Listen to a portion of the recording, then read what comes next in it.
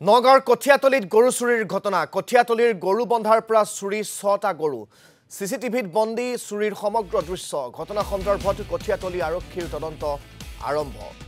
আমি ইয়া দেখুৱাইছো আপোনালোকক নগাঁৱৰ কঠিয়াতলীত সেই ৬টাকৈ গৰু চুৰ কৰি নিয়া অৱস্থিত সেই ভিজুৱেলছটো চিচিটিভিত বন্দী হোৱা সেই ভিজুৱেলছটোৱে প্ৰমাণ কৰিছে কিদৰে এই গৰুকেইটা চুৰি কৰি লৈ গৈছে গৰু চুৰি চক্ৰটোৱে প্ৰথমে এজন ব্যক্তিয়ে গৰুকেইটা আতৰাই লৈ গৈছে আৰু তাৰ পিছতে এখন বেলেনো বাহন আগুৱাই গৈছে আৰু সেই বেলেনো বাহনখনতে উঠাই সেই গৰুকেইটা চুৰি কৰি লৈ গৈছে চক্ৰটোৱে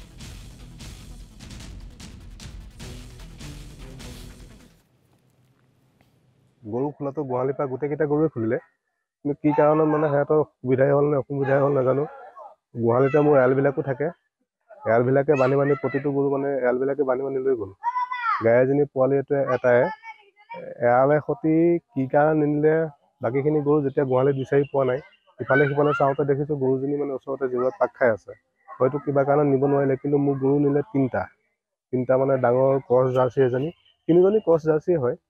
আৰু বাকীটো যেনিবা থাকি গ'ল কালি আমাৰ গাঁৱত